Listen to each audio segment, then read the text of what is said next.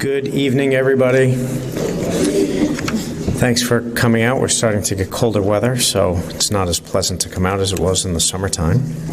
Not that it's ever pleasant to come listen to me, but I appreciate it.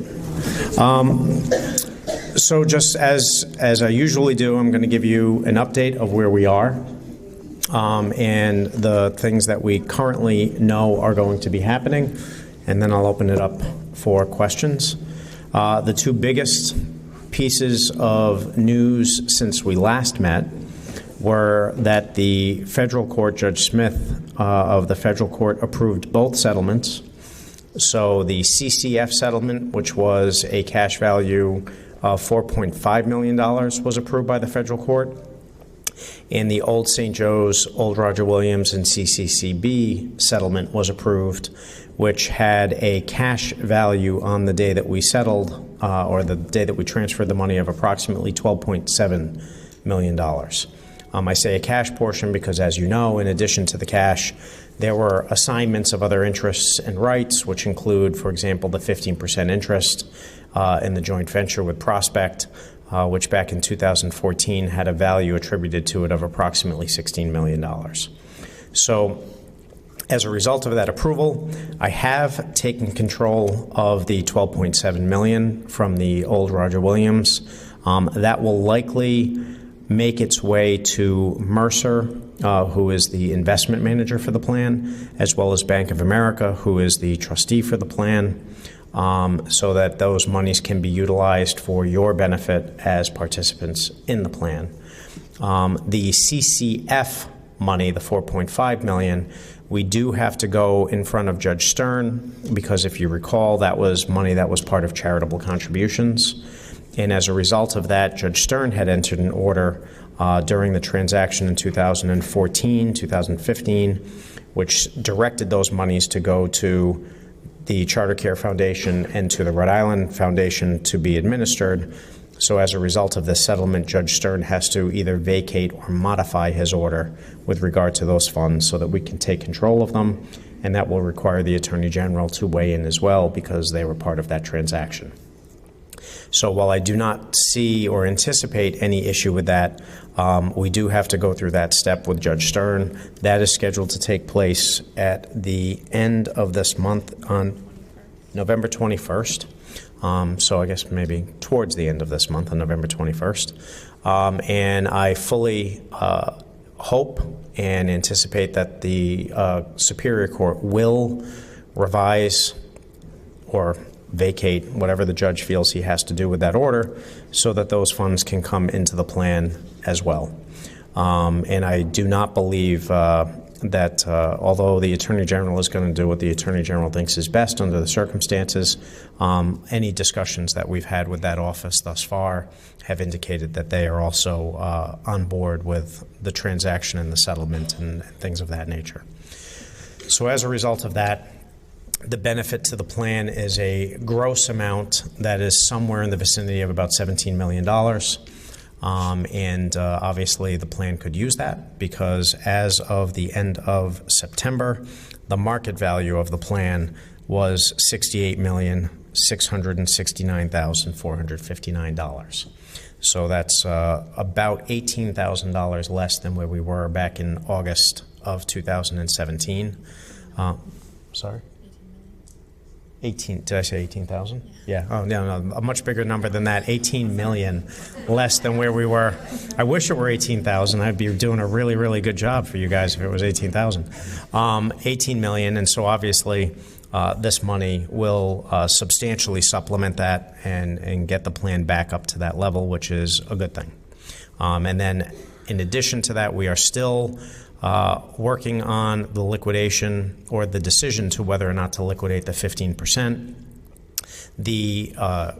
Without getting too complicated and into the process of it, the time period for me to exercise the option to either liquidate or not liquidate started on October 21st, and I have 90 days with which to exercise that.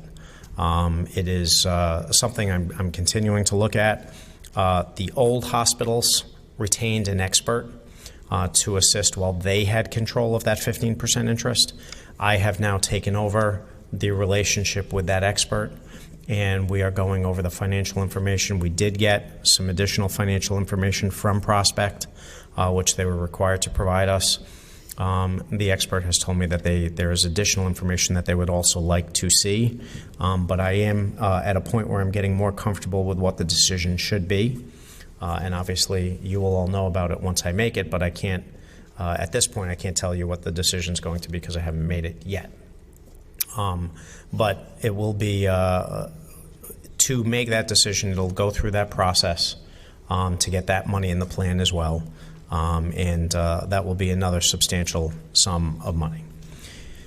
In addition to that, we continue to have discussions with the remaining defendants, which, although they're multi-named defendants, it really breaks down into three groups, and that's Angel Pension, the Diocese of Providence, and Prospect. And we're continuing to discuss potential settlement, but nothing has been reached yet, nothing has been resolved yet. In addition to that, other than the Cypre, Judge Smith entered orders saying that the motions to dismiss were moot at this point on the federal case? Yes, the motions to dismiss the amended complaint. The motion, okay. So as in the Discovery schedule. So we entered into a discovery schedule with regard to the federal litigation with the remaining defendants. And Judge Smith entered an order essentially saying that the motions to dismiss the amended complaint had been rendered moot and the discovery schedule would be put in place and we would begin discovery under that agreed upon schedule. All the parties agreed to that schedule. So what that means is that schedule addresses what we can, at this point, it doesn't preclude us later on from doing things, but it was an agreed upon scope of what we can ask questions to each other about, what types of documents we can get, what types of interrogatories we can ask, things of that nature. Hopefully towards getting to a point where we are able to sit back down with a mediator and see if we can resolve it rather than continue on in litigation and just drag this out for several more years. The next report is on the same day as the Cypre, correct? The 21st? So the next report from me to the court is on the 21st. And anything that comes up between now and then obviously will be in that report, but you'll hear or read a lot of what I'm talking about tonight in that report. With that, I don't believe that I have anything more to update you on. The litigation, because of that, the most recent thing is that stipulated discovery schedule that all the parties agreed to, and then the Cypre and the report, and obviously the most important thing being the $17+ million that has come into the plan as a result of those two settlements, or will be coming into the plan as a result of those two settlements. And so with that, I will take any questions that anybody has. So you said that the plan is down in money. Is that because of the stock market? No, so the question was, I said that the plan is down money, and is that because of the stock market? The market, actually, I mean, obviously since the beginning of the year, the market's been a little more volatile than it had been in prior years, but the majority of the drop in cash from the $86 or so million in August down to the $68.5 million that we have now is I'm paying out approximately $1 million a month in benefits. So that's $12 million a year, give or take. So over 2 years, that's a $24 million drain on the assets. The reason it's 18 instead of 24 is because the market actually has buoyed some of that erosion. So if I'm paying out $12 million a year, there's been some investment income from those investments, which has offset the money that's getting paid out on benefits. So the primary amount of the erosion is due to the benefits being paid. In the ERISA, you had sent out paperwork that said, you have paperwork that has to be sent out to us because we're involved in the ERISA now. Yes. And in that paperwork, there was, I know when I did my plan, I chose to take less so that my husband would have something, when I die. And in that, it said you had to pick 50%. Is that only for new people, or does whatever we established back when we did, does that stay in effect, or will it change because we've now evolved into the ERISA thing? Well, I'm not completely sure what you're referencing in terms of the 50%. What I can tell you is that if you designated a beneficiary or a death benefit under the plan as it existed as a church plan, there was no restriction on who one of you could identify as your beneficiary. Under ERISA, there is a law that says it has to be your spouse. And if it is not your spouse has to consent to not being identified as the beneficiary. So that's one major change in the plan, is that spousal designation. So to the extent that somebody had a beneficiary that was not their spouse, and they did have a spouse, I have to confirm, to the extent that I possibly can, that the spouse was aware of that and has consented to that. So there are changes like that, but I'm not exactly sure when you're talking about the 50% what that is. Well, I know that when I did the plan back in, when they changed it, you could take different amounts, and I'm not even sure about the amounts, but it was like, say, 85, 75. I see what you're saying. So in terms of providing that choice to give to that other person. Okay, so they gave you set amounts that you could say you can take this percentage, and then the balance of that would go to the death benefit for your beneficiary. Your designation on that will not change. That's not I'll call it the ERISification of the plan, would require us to confirm that your spouse is aware, if your spouse isn't the beneficiary, is aware that they're not the beneficiary and consented to it. But how the designation of the benefit in terms of what percentage you take today and what percentage is reserved for your beneficiary, that would remain unchanged. I'll confirm that, but it's I'm 99.9% sure that that's the case. I'll read that again, but I thought it said something about it had to be 50% or something like that. So. I will confirm it, and I will get back to you on that. Okay? Yes? With the announced retirement of Judge Smith, do you see any changes in delays or anything? Judge Smith announced that he was retiring? Yeah. I didn't know that. I did not hear that. I don't. He's just stepping down As chief. earlier than his tenure would. Okay. It should not affect our hearings. I didn't read it, but Julie just advised me that he's stepping down as chief. So that doesn't necessarily mean he's stepping off of the bench. But it should not affect it, because either he will continue to manage the case, or it'll be transitioned over to another judge, and he will fully update whatever judge takes it over at that point. So I do not anticipate that being a problem for us in any way. Any questions? Any more questions? Yes. Well, I just have a question. It might sound crazy, but is it almost over? I mean, if you've got the money that we're supposed to, get, so that would be, it's all over and we just live our days the way we've been living our days. If I understand your question, so I just asked, is it almost over? And the unfortunate answer to that is no, it's not almost over. As we stand here today, it's not almost over. As I stand here today, we are looking at years before this is over. Obviously, if a settlement is reached, then that will shorten the time frame. But if we are going to be going through litigation, it is likely that this is going to be taking 3 to 5 more years. If there is a resolution with regard to the PBGC, that may be a shorter period of time, but it's still unknown what the PBGC would do, and that could create its own litigation.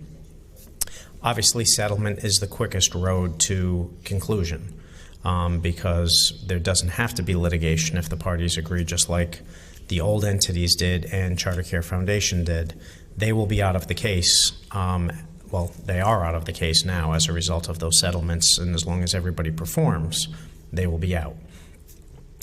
So, unfortunately, as we sit here today, I do not have an offer of settlement from the other parties. The PBGC has not taken a position as to what they will or will not do with regard to this plan.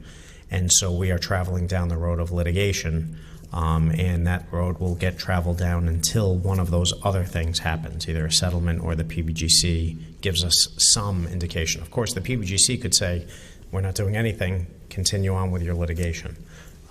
So as we stand here now, I would be hard pressed to tell you that we are any closer than a 3 to 5 year window at this point.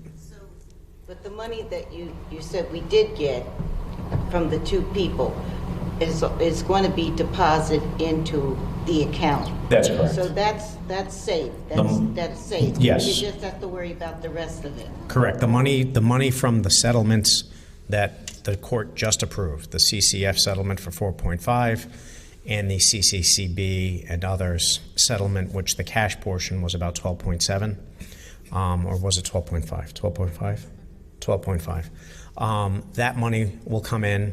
I'll also be working to liquidate the other benefits from the settlement with CCCB, which may have monetary value to them, such as the 15%. And once all of that gets dealt with, that's in the plan. Those parties will be out of the litigation, and that money will be in the plan to help cover the benefits of everybody under this plan. The other parties are the diocese, the group of the diocese parties, the group of the prospect parties, and Angel Pension. Those are the ones that will still be in it, and those are the ones that we'll still be litigating with until one or more of them settle with us as well. So in other words, we're safe for a little while because we are going to get that money for sure. You're safe? Correct. And then we just have to worry about the rest. So when we say safe, I just want to make sure we're clear. When I think it was the last meeting where I told you with the current amount of money in the plan that the plan could live at its current pace in terms of maintaining a 5.5% return or so on the investments and paying out benefits at approximately $1 million a month, that the funds would last us approximately 7-8 years, give or take, maybe a little more, maybe a little less, depending on the market. With this money, that obviously extends that period of time. Unfortunately, I can't tell you it's going to extend it to like 20. It'll probably extend that by 2 or 3 years. So it certainly helps, but it doesn't put us into a position where I would call it safe. It gives us more time. It just doesn't, it protects more, but it doesn't protect. I guess that's why. The 15% is, there's going to be something with the board, we can have members on the board of trustee? If I do not, so the question is with the 15%, is there a position where there could be, I could appoint members to the board of trustees for Prospect? If I do not exercise, without getting into like the nitty gritty of it, if I do not exercise the option to liquidate that 15%, then yes, there would be the person or the group in my position would have the ability to appoint, I believe it's 4 members to that board. Obviously, well, I was just going to say, Marilyn, obviously the plan needs money, not to be a nuisance to Prospect. So obviously I'm not going to exercise that put if I believe that financially it wouldn't be beneficial to the plan to do so, because the value has dropped so much and maybe it will grow over the years. But quite frankly, the plan needs money, and so that's obviously the top consideration, is to make sure that you get your benefits for as long as possible, and that's going to cost money, not representation on a board. But yes, if I don't exercise it, I would have that representation on the board. And the PBG, is that, and do we have any idea that they might help us out, or you're still in the dark of that? Still in the dark on that. The PBGC has taken no position on what they will or will not do with regard to this plan. But they could, in fact, if all the stars aligned, help us out. They could. The defendants have asserted to the court that they believe the PBGC would come in and would take over the plan, and everybody would get their benefits up to the statutory limit or some phase-in up to the statutory limit. My experts tell me that that's not the case. So we've got, in essence, in this case, we have 3 experts, and none of them agree. So it's not like two agree and one doesn't. All three of them look at it differently. And the reason why is because the circumstances never happened. So quite frankly, they're all guessing based on their analogy to another situation as opposed to this has happened before and this is what happens when it happens. Last time I went to court, the diocesan guy, that I don't know what his name was, got up there and said that that was already in place, and I know that's not the case. That's not the case.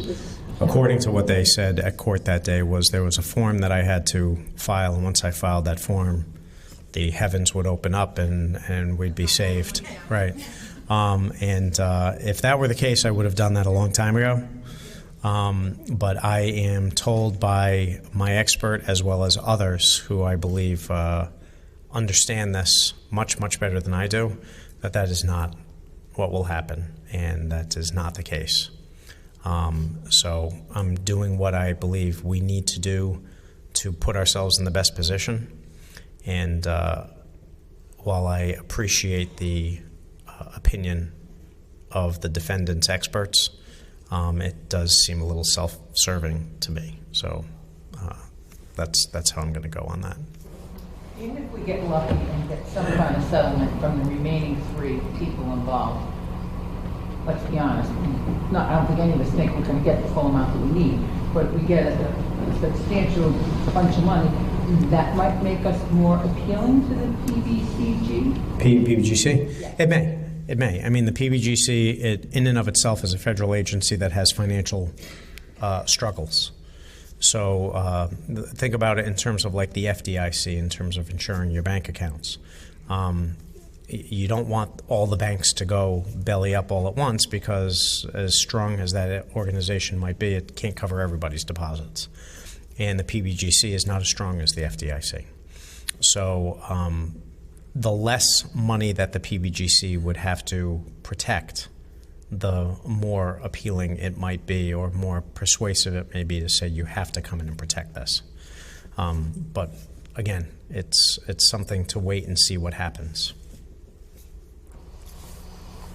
I see Judge Smith approved Wistow's fees, Yes, and those fees would come out of those settlements we just got. that's correct. Over $3 million. It's the total is the Wistow, Sheen and Lovely fee is a contingent fee based on, it was based on 23 1/3. The special master recommended that it be approved at 23.3, which is a slight difference. It's a slightly lower number. And so the amount, call it 17 million, is about 23.3% of that 17 million. And then Wistow, Sheen and Lovely, in addition to that, as you probably all remember, they got paid by the hour until the lawsuit was filed. And they, I'll guess, they took a credit off of that. And that was approximately $600,000, a little less than 600. It was about $560,000. $560,000. So I don't have the exact number. I believe it was somewhere in the Wistow, Sheen and Lovely, somewhere in the vicinity of 3.5, 3.7 million. 2.38 for the 12 million. I don't know the calculation on the All right. It's at the end of the day, I think it's approximately 3.2, 3.3 that their contingency would be out of that 17. And it was nice to hear that the special master felt that was reasonable. I believe, keep in mind, I mean, obviously that's, Wistow, Sheen and Lovely is not my law firm, so I have no interest in what they got paid. But I think it was fair. It was a discounted rate. Typically, contingency fees in these cases are in the 30 and 40% range. Judge Stern vetted that engagement letter before it actually got approved. It was not a quick slap together thing. It was something that went back and forth. And then for that law firm to take a credit when they weren't required to of the $560,000 really dropped the percentage down to about 17.5%, 18% at this point. And, I am and Max is extremely hopeful that if we conclude the litigation that we will win. And if we don't go all the way through litigation, that we will enter into settlements that are beneficial to the plan. But there is, unfortunately, as all of you know, there's the reality that we might not get any more money. And so there is a risk involved in that. And it's a lot of work to take on that risk for a law firm like that. So it's a good amount of money. I didn't benefit from any of it, but I don't minimize at all the work that firm has been doing. And both Judge Smith and Judge Stern, I believe, think that it was money well spent.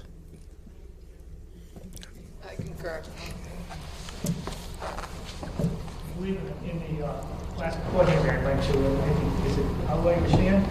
Say that again, Ken? The last one I went to, the court, it came up with PBGC.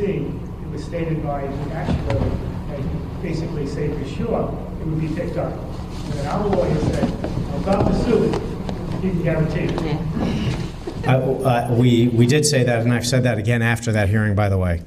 My position has been what Ken had just said is that at the last hearing, the attorney for Angel Pension said that the PBGC, it was guaranteed that if I filed this form, PBGC would come in and the plan would be protected.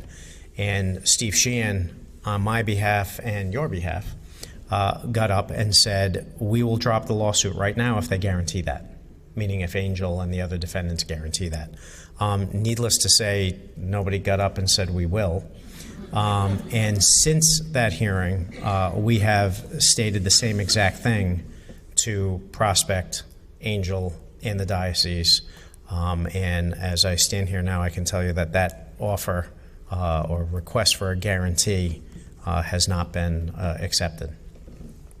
So that kind of, I believe it kind of gives a little support to my belief that it's not a guarantee and that we need to continue down this road. So basically, with the litigation and trying to get them to settle, they don't want to cough up the money. Well, settlement, that's exactly, when you settle, you have to pay money on a settlement. And I'm not saying that they're not willing to pay some money, but the amount of money that they may have offered at this point is not enough to justify entertaining that amount. Just because somebody says, I will settle with you, if the dollar amount that follows that statement is insufficient based on what I believe the case might be worth, or Wistow, Sheen and Lovely believes it's worth, then it's really not worth entertaining the settlement. There are some times where you counter an offer, and there are some times where you just say no, because it just wasn't worth it to even respond to it. So, it is money, but we need them to come up with money that is in the range of what we believe is reasonable. Do you foresee mediation in the near future, or is that something that you absolutely would not know? No, I absolutely would do it because it's less expensive, and if we can get to a resolution, then obviously that's the best thing for everybody is to stop. My question is time-wise. Do you see that might be a possibility? I do. We already tried mediation. It was encouraging on that meeting that you talked about it. So, what everybody believed, including the mediator, was that the motions to dismiss needed to be dealt with before the parties would be willing to sit back at the table and really have a more meaningful discussion. Now that the motions to dismiss have been now that the motions to dismiss have been mooted, and we're continuing now down the litigation path with the discovery schedule and things like that, we have floated the idea of reconvening the mediation, and it's not off the table. It's just a matter of whether or not all the parties are going to walk into the mediation in good faith and coming with a meaningful discussion, as opposed to just sitting there and not really participating meaningfully. I don't want to waste my time, your time, and anybody else's time for that matter. No, who decides the mediation?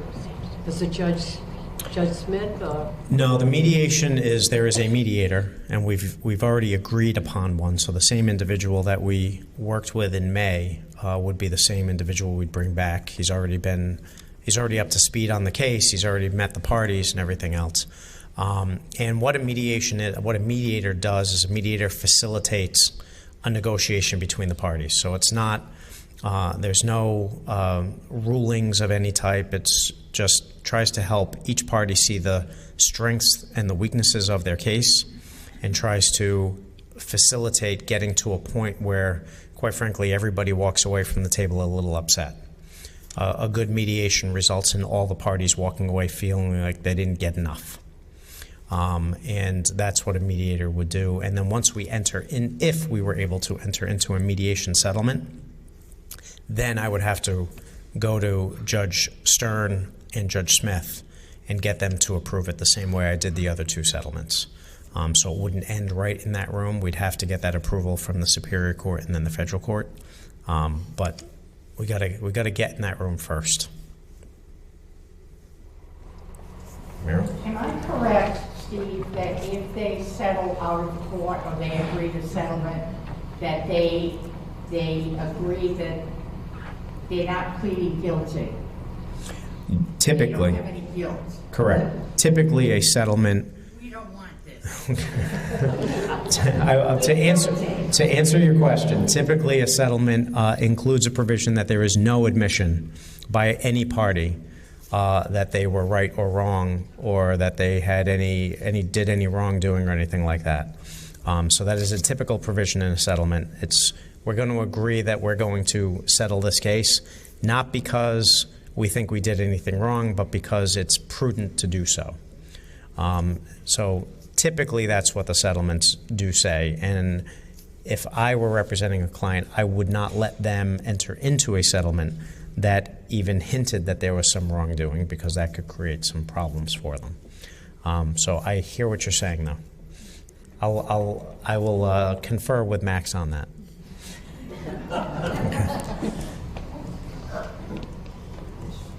You mentioned the benefits.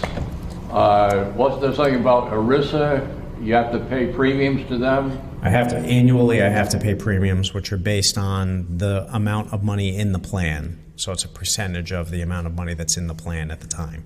And that's an annual an annual premium that needs to be paid to the PBGC when you are in a ERISA plan. Will that be adjusted with this new settlement, the 17? Because it's based on a percentage of the assets, just to use round numbers, these aren't the numbers that were actually used, but if we calculated our premium based on 72 million, and then we put another 14, 15 million into the plan today and get the number up to 80 million, then the percentage is going to be based on the 80 million, not on what we had previously. So it's as the money goes up and down each year, the premium that you have to pay to the PBGC goes up and down with that, because it's based on a set percentage. So the net is not, say, 12 million a year or whatever the pension benefits are. It's that 12 million plus ERISA plus attorney fees. And so what I'm trying to get at is, how much is the overall pool going down each year? The overall, I'll have to get you what has happened over the past 2 years. But the benefits are approximately, $1 million a year. Then Mercer, who is $1 million a month. I keep underestimating these amounts. I'm sorry. So that's 12 million. Then we have Mercer, who is the investment manager, who gets paid their fees for the investment. You have Bank of America, who's the trustee, who gets paid their fees. These are all things that have typically happened. I also have brought in the experts that are helping with us. Their fee is also getting paid out. The premium that has to go to the PBGC comes out. There are some miscellaneous fees that have to be paid with other filings. What do we file? The 410? Form 410 for the non-contribution payments? There are a couple of other miscellaneous forms. So all in all, I'll get you the number, but it's probably, if you add the benefits, the Mercer fees that they get, the Bank of America fees and all of that, without knowing those numbers right here as I stand here, I would probably say that you are in the vicinity of per year, probably somewhere in the vicinity of about 13.5 to 14 million. Maybe a little bit more because the premium itself is about, what was it, $1.1 million this year, Julie? I'm sorry, what? The PBGC premium? It was about $1.1 million, wasn't it? 1.1? I think it was 1.3. 1.3. So that in and of itself, the premium for PBGC last year and the $12 million a year in benefits, that alone was somewhere in the vicinity of about 13.5. And then add another about $500,000 for the Mercer amounts, the Bank of America amounts, and experts and things like that. I was just trying to figure the pool divided by the total outgo each year. Yep. How many years is gonna, the final? Well, keep in mind, as the money's going out, Yeah. hopefully, the market Yeah. stays strong, and I know, I know. but it offsets it somewhat. I mean, as long as Happen. It might be next year, it might be 2 years, but we're gonna have another recession. we are going to have another, I don't disagree with you because It won't be too bad. hopefully it won't be too bad, and hopefully we'll get either through litigation or settlement or something else like the PBGC, we will get money into this plan that will buoy it as to withstand the financial problems that the investments may have. I'm just trying to figure The runway? 2027, 2029, 2030 on the outside, then what? Oh, and that's the problem, is that if we have a 7 to 10 year, with our current money right now, Best case scenario, 10 years. your best case scenario right now, yes, I'm not going to try to sugarcoat it. Your best case scenario right now is 10 years, maybe less. And let's pray about PBGC. I do every night. Yeah. If PBGC does not accept us, do we get that money back? If the PBGC, if there's a determination that we are not qualified to receive PBGC coverage, then yes, the premiums that were paid would be refunded back to the plan. Of course, we lose the interest on those amounts of money, but we do get the money back. Any other questions? Yes. What is your estimation of what the diocese should be kicking in? I can't, unfortunately, I cannot answer that because we are engaged in litigation. As far as I'm concerned, and I know this is a lawyer answer, all three of the groups of defendants are responsible for the full amount of what this plan deserves to have kicked in. So quite frankly, it does not matter to me if all of the money comes from any of them or how they divide it up among themselves, as long as that amount of money comes in. And I can't, with active litigation, I can't sit here and speculate to you what I believe the liability of each, the financial liability of each is.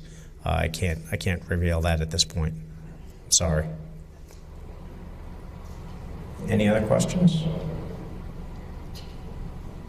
If there are no questions, drive safe. I wish everybody a happy Thanksgiving. Although if you are at the court on the 21st, I'll see you before Thanksgiving. But for those of you who aren't there, have a happy Thanksgiving, healthy, safe, and we will see you sometime in the early part of December. Have a good night, everybody. Drive safely.